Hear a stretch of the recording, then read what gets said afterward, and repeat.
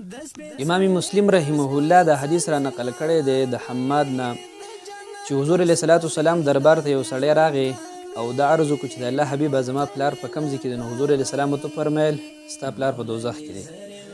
بیا دا سړی واپس روان شو. نو حضور علیه السلام ورته بیا آواز وکړو چې ان ابي و اباک فی النار، بېشکه ستا اب او زما اب چې دی نو دا په دوزخ کې دی.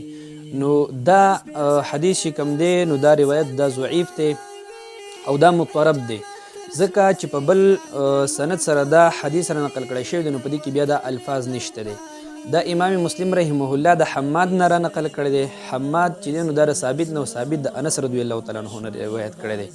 او په بل سند سره دا معمر رحمه الله را روایت کړی دی د ثابت نه، او ثابت بیا د انس رضی الله تعالی عنه نه. نو پای کې دغه الفاظ نشته دی، بلکې الفاظ دا دي چې یاره یو باندې سي راغی او عرض یې وکړو د الله حبیب زما پلار په کوم ځای کې دی. نو حضور علیه السلام ورته وفرمیل چې ستا پلار دا په دوزخ کې دی.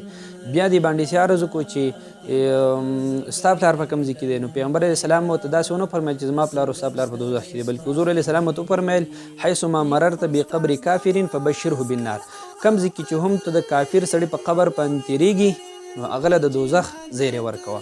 بیا مخکې فرمایي چې وروسته بیا دې باندې سي ایمان راوړو نو دې باندې سي وایي چې لقد کلفني رسول الله صلی الله علیه وسلم تعبا ما مررت بقبر کافر الا بشرته بالنار.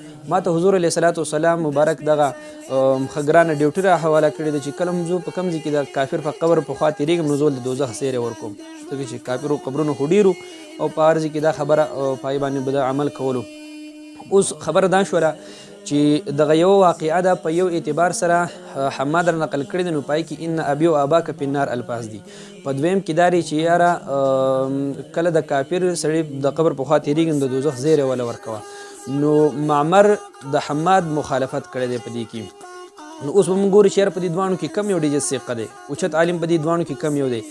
نو د حماد چې کم دی نو د په حافظه کې بعضې خلکو قول کړی دی.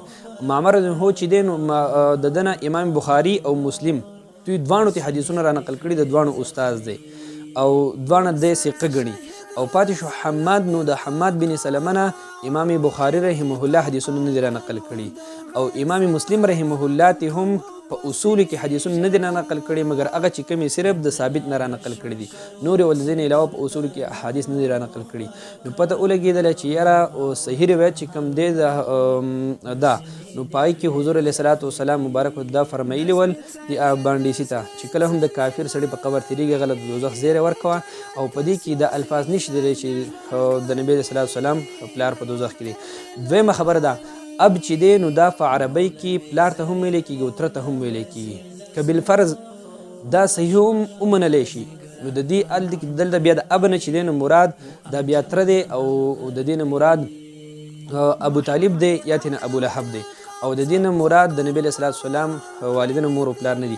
بعضې خلک وایي چې یاره دا کم خلک دا خبره کوي چې په عربۍ کې اب تره ته هم ویلی کېږي نو دا د شیعګانو رایه ده. نو دا د دوی خلکو د خپل ځاني خبره د خپل ګېډې نه خبره ده، دا د شیعګانو خپل استدلالات نه دي بلکې دا د صحیح جمهور اهل سنتو استدلالات دي. لکه څنګه چې علامه الوسي رحمه الله په خپل تفسیر کې ذکر کړي چې یاره د جمهور اهل سنتو دا رایه ده چې د نبي علیه السلام مور او پلار دا مؤمنان دي. او دا قرآن کریم نه هم ثابت دي چې کله حضرت یعقوب علیه السلام خپلو بچو ته وي تاسو به زما نه پس د چا عبادت کوئ نو هغوی ورته ویل قالو نعبد الهک و اله آبائک ابراهیم و اسماعیل و اسحاق، مونږ به ستا او ستا د پلارانو د اله عبادت کوو چې ابراهیم دی، اسماعیل دی او اسحاق دی علیهم السلام. نو دلته کې اسماعیل په اباو کې ذکر کو. نو ابا سره د دې نه چې د اسماعیل دا دوی ترو نو علما فرمایي چې دلته کې د اب اطلاق د پتر باندې هم کېږي او په پلار باندې هم کېږي. نو دغه یو شولو او دا خبره چې کوم دی نو امام جلال الدین سیوطي رحمه الله په الحاوی الفتاوا دویم نمبر جز کې دا ذکر کړی دی. او دغه شانتي د صحیح د مصنف ابن ابي شیبه پوه شئ د دې مصنف چې کوم دی نو دا د امام بخاري رحمه الله استاد دی. د دې په اتم جلد کې د فتح مکې په واقعه چې کومه را ذکر کړې ده نو په هغې کې عباس رضی الله چې کله د قریشو خوا ته لاړو نو پیغمبر علیه السلام ورته وفرمیل ردو علی ابي ردو علی ابي ردو علی ابي. حضور السلام ورته وفرمیل چې زما پلار ما ته راواپس کړي، زما پلار ما ته راواپس کړي. او سره د دې نه چې عباس رضی الله د نبي علیه السلام ترو او حضور علیه السلام مبارک ته په خپله باندې اب ویلی دی. نو پته ولګېدله چې لاول خو دغه روایت ثابت نه دی او بالفرض که دا ثابت هم شي ضعیف دی په ضعیف احادیث سره عقیدې نه ثابتېږي د دې نه مراد بیا تره دی یا تېنه ابو طالب دی او یا تېنه ابولهب